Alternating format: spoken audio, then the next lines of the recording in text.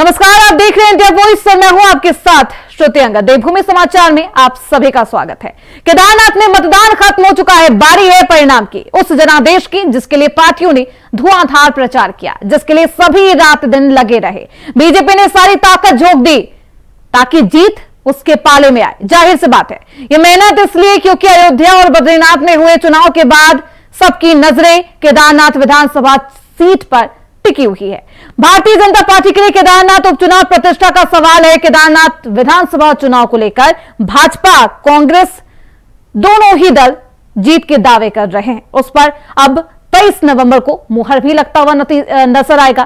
क्या कुछ नतीजे होंगे, देखना बेहद दिलचस्प होगा, लेकिन दोनों ही तरफ से जीत के दावे किए जा रहे हैं। केदारनाथ चुनाव के दंगल में किसका होगा मंगल? जी हां, 90,000 से ज्यादा वोटरों ने बीजेपी कांग्रेस के साथ 6 उम्मीदवारों के भाग्य का फैसला ईवीएम में कैद कर दिया। केदारनाथ विधानसभा की जनता सुबह 7 बजे से वोटिंग कतार में लग गई थी और लोकतंत्र के त्योहार में अपने वोट की आहुति दी। पूरे चुनाव के दौरान बीजेपी जहां डबल इंजन सरकार के फायदे गिना रही थी, तो वहीं कांग्रेस स्थानीय मुद्दों को ही चुनावी हथियार बनाकर सत्ताधारी दल पर जुबानी तीर चला रही थी। मगर केदारनाथ की जनता में महिला वोटर सबसे ज्यादा निर्णायक भूमिका अदा करेंगी। ऐसे में केदारनाथ की मातृशक्ति ने किसे वोट दिया, ये एक बड़ा सवाल बना हुआ है। केदारनाथ का चुनाव बीजेपी के लिए जीतना कितना जरूरी है, इसका आकलन इस बात से लगाया जा सकता है कि बीजेपी ने 5 कैबिनेट मंत्री, 40 स्टार प्रचारक और 200 से ज्यादा पदाधिकारी केदारनाथ के चुनावी रण में उतार दिए। पार्टी संगठन के साथ साथ सरकार के हर छोटे बड़ा नेता केदारनाथ में कैंप करता हुआ दिखाई दिया। मगर कांग्रेस हो या फिर बीजेपी, दोनों को उम्मीद है कि केदारनाथ की आवाम ने उन्हें ही आशीर्वाद दिया है। वो कुछ भी कहे, तो हम जो कह रहे हैं हम सच कह रहे हैं। वो लगातार झूठ बोलते रहे, जनता को गुमराह करते रहे। पिछले दिनों में जिस तरह से उन्होंने वहाँ का वातावरण खराब करने की कोशिश की है, माहौल को बदलने की कोशिश की है, लेकिन जनता ने फैसला किया है और मुझे विश्वास है कि निर्णायक फैसला इस चुनाव में केदार पार्टी की बात जनता करेगी। कांग्रेस चुनाव प्रचार अभियान में नीचता की हर हदें उन्होंने पार की, लेकिन जनता बहुत समझदार है और केदारनाथ की जनता ने जिस प्रकार से भारतीय जनता पार्टी के प्रत्याशी के प्रति और हमारी आदरणीय मुख्यमंत्री पुष्कर सिंह धामी जी के द्वारा जो विकास के काम वहां किए गए हैं, आदरणीय नरेंद्र भाई मोदी जी के द्वारा जो वहां काम किए गए हैं, उसके प्रति जो इस प्रकार से उनका उत्साह था, तो निश्चित है कि केदारनाथ की जनता विकास को तरजीह देगी और दुष्प्रचार और भ्रामक प्रचार और नीचता की हर हदों को पार करने वाली कांग्रेस को कड़ा जवाब देगी। चुनाव में सभी प्रत्याशी अपने अपने वायदे गिना रहे थे, लेकिन जनता ने उन वादों को परखकर अपना वोट ईवीएम में कैद कर दिया है। लेकिन इन सबके बीच निर्दलीय उम्मीदवार भी चुनाव के पूरे समीकरण को बिगाड़ सकते हैं। खैर, जो भी हो, जनता ने किसे अपना प्रतिनिधि चुना है, अब 23 तारीख को पता चल जाएगा, जब नतीजे सबके सामने आएंगे। मगर केदारनाथ का उपचुनाव सिर्फ सूबे की ही नहीं, बल्कि देश की सियासत पर भी असर डालेगा, ये तय है। अबे कैंथुरा, इंडिया वॉइस, देहरादून।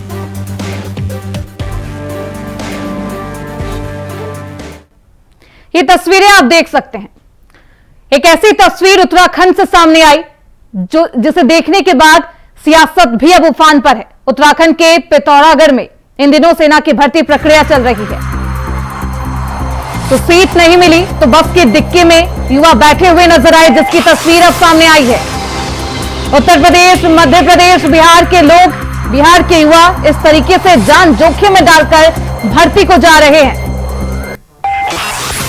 परिवहन निगम की नाकामी की तस्वीरें सोशल मीडिया पर तहलका मचा रही है। तस्वीरें वायरल है, जान जोखिम में डालकर भर्ती को लेकर, भर्ती के लिए युवा जा रहे हैं। बिहार, उत्तर प्रदेश और मध्य प्रदेश के साथ साथ देश के दूसरे राज्यों के युवा हिस्सा लेने सेना भर्ती में पहुंच रहे हैं। इस वजह से अभ्यर्थियों को पिथौरागढ़ जाने के लिए बसें नहीं मिल पा रही। बीते दिनों युवा बस ना मिलने से हल्द्वानी रोडवेज स्टेशन पर हंगामा भी करते देखे गए थे। जिसके बाद एक बार फिर से एक ऐसी तस्वीर सामने आई, परिवहन विभाग की लापरवाही, नाकामी इस तस्वीर में साफ साफ झलक रही है। ये तस्वीरें सोशल मीडिया पर परिवहन विभाग की व्यवस्थाओं पर भी सवाल उठा रही है। पिथौरागढ़ में होने वाली सेना भर्ती को लेकर जहां युवा बस न मिलने पर इस तरीके से बस की डिक्की में भी सवार होकर जाने पर मजबूर हो चले हैं। प्रशासन और परिवहन विभाग अभ्यर्थियों को भेजने के लिए प्राइवेट और सरकारी बसों को अधिग्रहण कर युवाओं को भर्ती के लिए भेजा है। इसके बावजूद काफी संख्या में युवा हल्द्वानी बस अड्डे पर बसों का इंतजार करते हुए नजर आए और इस तरीके से पिथौरागढ़ से ये तमाम तस्वीरें भी सामने आई। बस के छत पर युवा लटके हुए नजर आए, कोई खिड़की पर तो कोई बस की डिक्की में घुसकर यात्रा करता हुआ नजर आया। ये मजबूरी वाली तस्वीरें हैं। सीट नहीं मिली तो बस की डिक्की में युवा सवार होने पर मजबूर हो गए। वहीं इस विषय पर हल्द्वानी आरटीओ संदीप सैनी ने इंडिया वॉइस से खास बातचीत। तो उन्होंने कहा कि जिला प्रशासन ने हमें इस बात की जानकारी नहीं दी थी कि इतनी भारी संख्या में युवा परीक्षा के लिए आने वाले हैं। आरटीओ की तरफ से साफ साफ इस तरीके की सफाई पेश की गई है। की तरफ से वहां से आया है कि ये एक शेड्यूल है, ये हमारे पास कोई पूर्व सूचना नहीं दी है। संदीप जी, सर आपको किसकी इजाजत की दरकार थी, किसकी सूचना का आप इंतजार कर रहे थे? नहीं, जहाँ पर भर्ती अगर करवाएंगे पिथौरागढ़, क्योंकि वो दूसरे संभाग में पड़ता है, तो हमारे हल्द्वानी संभाग में नहीं है, वो पिथौरागढ़ जो है अल्मोड़ा संभाग में पड़ता है। अगर वहां से अगर सूचना आई होती, टाइमली आई होती, क्योंकि ये जो कल परसों लेटर आया है वो 1 महीने पुराना है, उसमें अगर वो चिट्ठी हमारे पास टाइमली आती तो हम कोऑर्डिनेट करते और समय से और बसों की व्यवस्था करवाते। जो हमने अभी करवाई है वो हम पहले करवाते। संदीप जी, किससे समन्वय नहीं हो पाया था आपका, जो इस तरीके की स्थिति उत्पन्न हुई? नहीं, हमारा समन्वय नहीं, हमारे पास सूचना नहीं थी। अगर सूचना आई होती तो हम बिल्कुल समन्वय करते। वो तो अप्रत्याशित थी, प्रशासन को भी एकदम जैसी भीड़ इकट्ठा हुई। सर, किसने सूचना नहीं दी थी? संदीप जी, सवाल बस यही है कि सूचना किसने नहीं दी आरटीओ विभाग को इसकी? परिवहन विभाग को जिला प्रशासन पिथौरागढ़ से हमारे आरटीओ जो अल्मोड़ा है उनको भी कोई सूचना नहीं दी, क्योंकि वो उनके संभाग में पड़ता है। यानी कि जिला प्रशासन की तरफ से आपको कोई भी सूचना नहीं दी गई? परिवहन विभाग को हमारे पास कोई पूर्व में सूचना नहीं दी गई। सर, अल्मोड़ा में जो हादसा हुआ था वो आपको याद है? उसके बाद ऐसी तस्वीरें सामने आ रही है, कोई हादसा हो गया तो उसी को देखते हुए हमने जो बसें भिजवाई हैं उसमें कोई भी ओवरलोडिंग ना हो, इसलिए लोगों को हमने बस टू बस सीटिंग कैपेसिटी में भिजवाया है। अब क्या कुछ स्थिति है संदीप जी, और कितने बसों का और बंदोबस्त किया गया है सेना भर्ती में जाने वाले अभ्यर्थियों के लिए? कल भी हमने 200 से ऊपर बसें भेजी थी, आज भी 100 से ऊपर बसें गई हैं टनकपुर और हल्द्वानी की अगर हम मिलाएंगे तो। और जो रोडवेज प्रबंधन है हमारे मुख्यालय की तरफ से उनको भी निर्देशित किया गया था कल, उन्होंने भी एक्स्ट्रा बसें भेजी है वहां से। और अभी यहाँ पर स्थिति ऐसी है कि अभी लोग नहीं है ऊपर जाने वाले, अब पिथौरागढ़ से आने वाले लोग हैं। और कल हो सकता है उत्तराखंड के कुछ जो लोग गढ़वाल से आएंगे उनकी संख्या हो सकती है, उसके लिए हमने। संदीप सर, हम आपसे जरूर ये दरखास्त करेंगे कि इसकी मॉनिटरिंग करिए, क्योंकि कोई अगर हादसा होता है तो प्रशासन इसके पीछे की जिम्मेदारी और जिम्मेवार ठहराया जाएगा। बहुत शुक्रिया संदीप सैनी जी आपका हमारे साथ जुड़ने के लिए, अपना वक्त देने के लिए। वही दिल्ली में लगी नो एंट्री ने एक बार फिर उत्तराखंड के परिवहन विभाग की बसों के चक्के जाम कर दिए हैं। दिल्ली का सफर कर रहे मुसाफिरों के लिए परेशानी खड़ी हो गई है, तो दूसरी ओर सरकार के लिए भी चुनौती की दीवार तैयार कर दी गई है। एक तरफ यात्रीगण परेशान है तो दूसरी तरफ सरकार भी चिंतित दिखाई देने लगी है, क्योंकि दिल्ली में तेजी से बढ़ रहे वायु प्रदूषण को देखते हुए दिल्ली सरकार ने BS4 और डीजल बसों के आवाजाही पर पूरी तरह से रोक लगा दी है, जिसके चलते उत्तराखंड सरकार की धड़कनें तेज होती हुई दिखाई दे रही है। दिल्ली सरकार के इस फैसले से उत्तराखंड की सरकार की बेचैनियां बढ़ गई है और सरकार द्वारा परिवहन विभाग के अधिकारियों से मीटिंग की जा रही है। दरअसल उत्तराखंड में BS3 और BS4 डीजल की गाड़ियां अब ज्यादा है, जिसमें दिल्ली सरकार ने रोक लगा दी है। करीबन उत्तराखंड की 190 से ज्यादा बसें जिन पर अब रोक लगा दी गई है, जो उत्तराखंड से दिल्ली की ओर यात्रियों को छोड़ने का काम करती थी। तो दिल्ली सरकार ने डीजल बसों की आवाजाही पर रोक लगा दी है, जिसके बाद उत्तराखंड में सरकार में बेचैनी है। मुरादाबाद होते वहाँ के जो अधिकारी है, वहाँ कोई आयोग है उसका प्रदूषण मुक्त आयोग ने वहाँ पर रोक लगा रखी है और उसको रोक लगा रखी है। वहाँ पर BS3 और BS4 की गाड़ी प्रतिबंधित है और वहाँ पर केवल श्रेणी और प्रदूषण मुक्त गाड़ी ही जा रही है, प्रदूषण मुक्त गाड़ियाँ ही जा रही है वहाँ पर। और हमारी 26 गाड़ियाँ थी जिसमें से BS3 और BS4 की गाड़ियाँ ज़्यादा होने की वजह से हमारे वहाँ 6 गाड़ियाँ 10 गाड़ियाँ हैं और हम 10 गाड़ी को ही भेज रहे हैं इस समय, और 2 गाड़ी हमारी एक नई गाड़ी आई है उनको भेज रहे हैं, बस गाड़ियाँ भेज रहे हैं हम इस समय वहाँ से, वो जो प्रदूषण मुक्त है। वहाँ पर गाड़ियाँ आ रही है, धीरे धीरे गाड़ियाँ आ रही है और देहरादून तक कुछ गाड़ियाँ पहुँच चुकी है। संभवतः इस महीने के लास्ट तक गाड़ियाँ हमको 16 गाड़ियाँ मिली थी जिसमें 3 गाड़ियाँ मिल चुकी हैं और 13 गाड़ियाँ और मिलेंगी और संभवतः इस महीने के लास्ट तक मिलने की संभावना है। वहीं दिल्ली में तेजी से बढ़ रहे वायु प्रदूषण को देखते हुए दिल्ली सरकार ने BS4 और डीजल बसों की आवाजाही पर पूरी तरह से रोक लगा दी है, जिसके चलते उत्तराखंड परिवहन निगम की 190 से ज्यादा बसें दिल्ली में प्रवेश नहीं कर पा रही। इस परिस्थिति को देखते हुए मुख्य सचिव राधा रतूड़ी ने हाल ही में परिवहन विभाग के अधिकारियों के साथ बैठक कर जरूरी दिशा निर्देश भी दिए थे। आपको बता दें कि उत्तराखंड परिवहन निगम की पुराने मॉडल की डीजल बसों पर दिल्ली पर लगी रोक से यात्रियों को काफी दिक्कतों का सामना करना पड़ रहा है। वहीं इस पूरे मामले पर नेता प्रतिपक्ष ने सरकार पर जमकर हमला भी बोला है।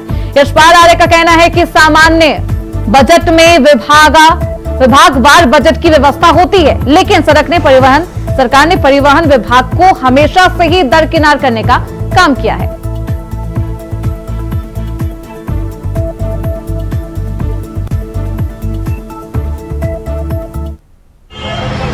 देखिए, विभागीय सामान्य बजट में विभागवार बजटीय व्यवस्था होती है। परिवहन विभाग को हमेशा दरकिनार किया गया है। जनरल बजट में बजट की व्यवस्था का न होना ये दर्शाता है कि यहाँ की जो यातायात का प्रमुख साधन है, जो हमारी लाइफलाइन है, बसें हमारी लाइफलाइन है, उसको दरकिनार करके पुरानी बसों को आगे संचालित किया जा रहा है।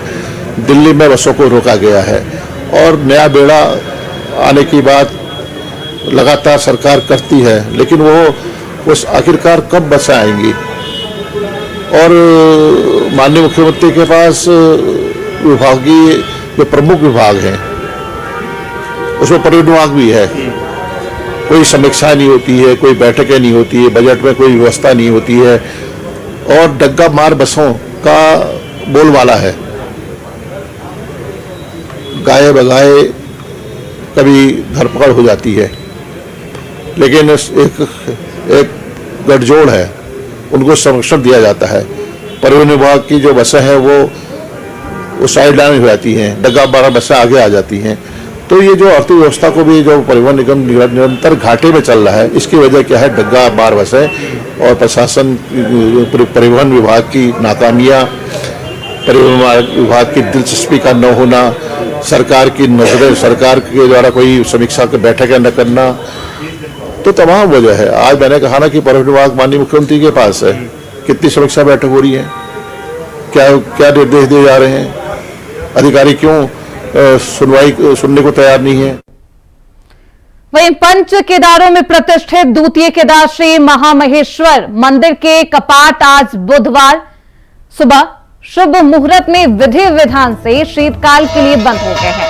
इस अवसर पर मंदिर को सजाया गया था। कपाट बंद होने के बाद भगवान श्री महामहेश्वर जी की उत्सव डोली और देव निशानों ने स्थानीय वाद्य यंत्रों, ढोल, दमऊ सहित बाबा के जयघोष के साथ प्रथम पड़ाव गुंडार के लिए प्रस्थान किया। इस अवसर पर 250 से ज्यादा श्रद्धालु भी मौजूद रहे। द्वितीय केदार बाबा का ये मंदिर भी शीतकाल के लिए बंद हो गया है। जयघोष के साथ उनकी विग्रह डोली रवाना हुई। इस दौरान 250 से ज्यादा श्रद्धालु मौजूद रहे। रुड़की के निजी अस्पताल में प्रसव के बाद महिला की मौत होने के मामले में परिजनों द्वारा अस्पताल में जमकर हंगामा किया गया।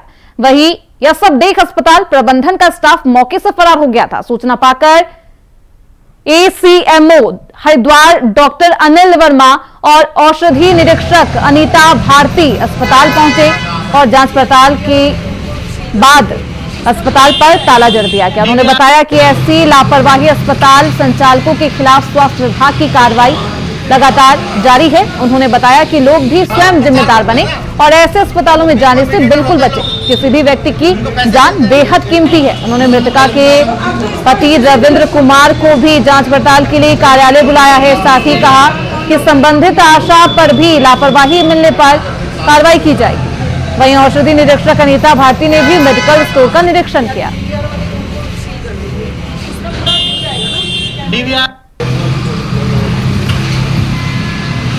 मुझे अभी सूचना मिली थी, हरिद्वार में थी उस वक्त, कि डायमंड हॉस्पिटल में किसी की डेथ हो गई है और यहाँ पे दवाइयों का संचालन भी हो रहा है। और मैं मौके पे पहुंची हूँ। मैंने मेडिकल स्टोर वाले से जो चेक किया, वहाँ पे लाइसेंस उसने मुझे दिखाया। लड़का फार्मासिस्ट है, उसने लाइसेंस भी मुझे दिखा दिया है।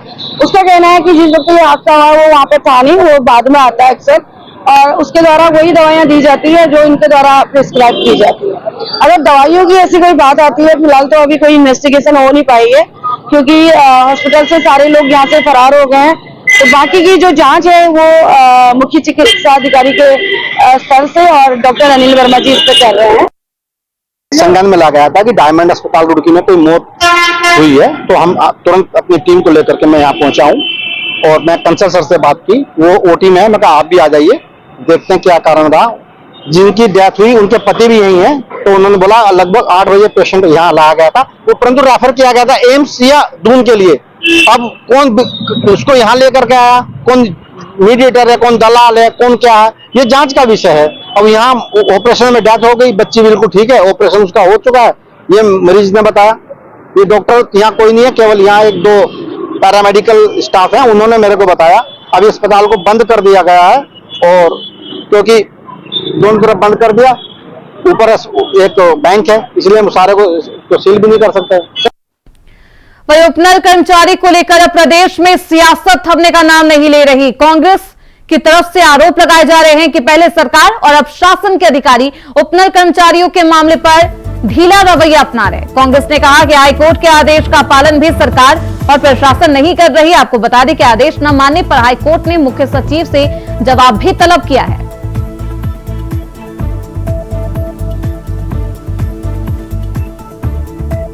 जब सरकार पिक एंड चूज की राजनीति कर रही है, सिलेक्टिव राजनीति कर रही है, जो उसको सूट करता है उसके लिए वो नियम कायदे कानून सब कुछ ताक पर रख देती है और उनको तोड़ मरोड़ कर किसी तरह से बीच का कोई रास्ता निकाल लेती है। लेकिन उपनल कर्मियों को 22,000 उपनल कर्मी हैं, उनको चरणबद्ध तरीके से आप स्थायी करिए, ये हाईकोर्ट ने और सुप्रीम कोर्ट ने आदेशित किया है। लेकिन सरकार की मंशा नहीं है। प्रदेश की जनता का हित जिसमें है, युवाओं का हित जिसमें है, वो तो इस सरकार का एजेंडा कभी रहता ही नहीं है।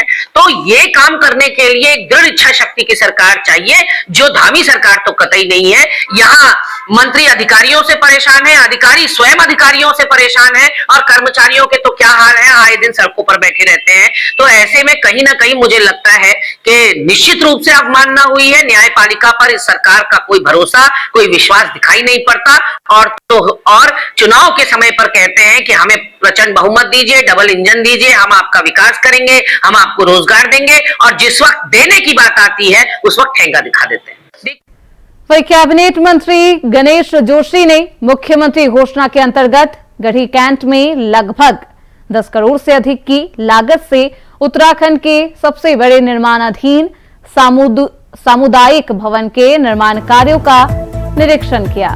इस दौरान कैबिनेट मंत्री ने निर्माणाधीन अत्याधुनिक सामुदायिक भवन के निर्माण से संबंधित कार्यदायी संस्था के अधिकारियों को निर्धारित समय में निर्माण कार्य पूरा करने के लिए आवश्यक दिशा निर्देश देते हुए नजर आए।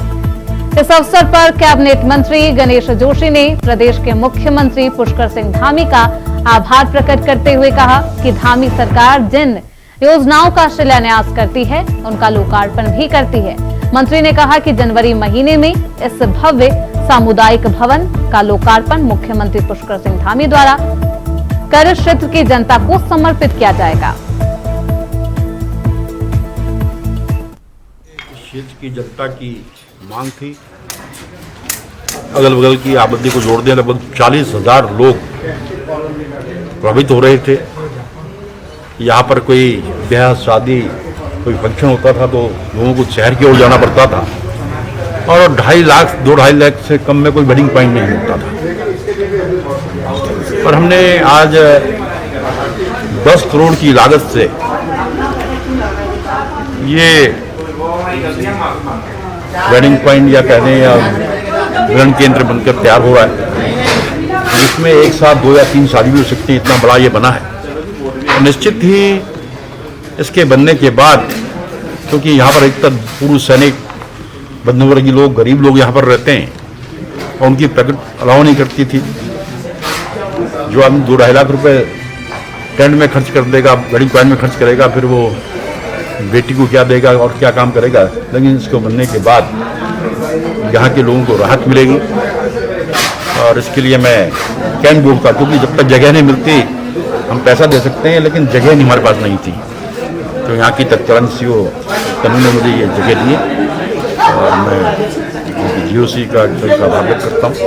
और शीघ्र ही जनवरी माह में नए साल में ये तोहफा हमें क्षेत्र की जनता को है तोहफे के रूप में माननीय मुख्यमंत्री जी को दिया जाएगा, क्योंकि माननीय मुख्यमंत्री जी। वही खबर जसपुर के अमृतसर पट्टी से है, जहां अमृतपुर पट्टी में एक निजी जमीन की पैमाइश पर पहुंची राजस्व विभाग की टीम को विरोध के चलते वापस आना पड़ा है। पीड़ित व्यक्ति कमल चौहान ने एसडीएम कोर्ट में हदबंदी की एप्लीकेशन लगाई थी, जिसके बाद आज राजस्व विभाग की टीम मौके पर हदबंदी के लिए पहुंची थी, लेकिन दूसरे पक्ष के लोगों ने इसका विरोध किया, जिसके बाद राजस्व विभाग की टीम को वापस लौटना पड़ा। वही तहसीलदार जसपुर शुभांगिनी सिंह ने बताया है कि आज अमृतपुर में टीम गई थी पैमाइश के लिए, जिसके बाद स्थानीय लोगों द्वारा इसका विरोध किया गया और जो भी आपत्तियां हैं वो जताई गई। उनका निस्तारण किया जाएगा जल्द ही और जो भी हदबंदी का कार्य है उसे दोबारा किया जाएगा।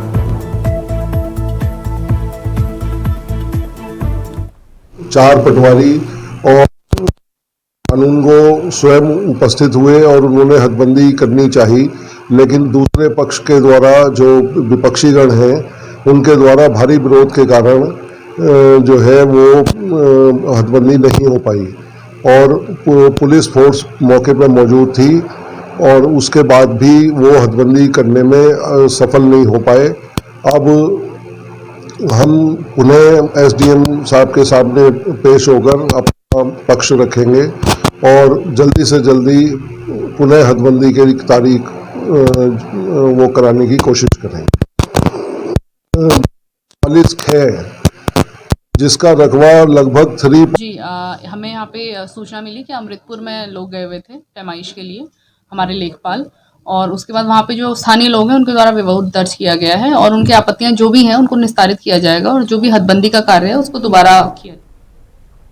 फिलहाल इसी के साथ देवभूमि समाचार में बस इतना ही। देखते रहिए इंडिया वॉइस।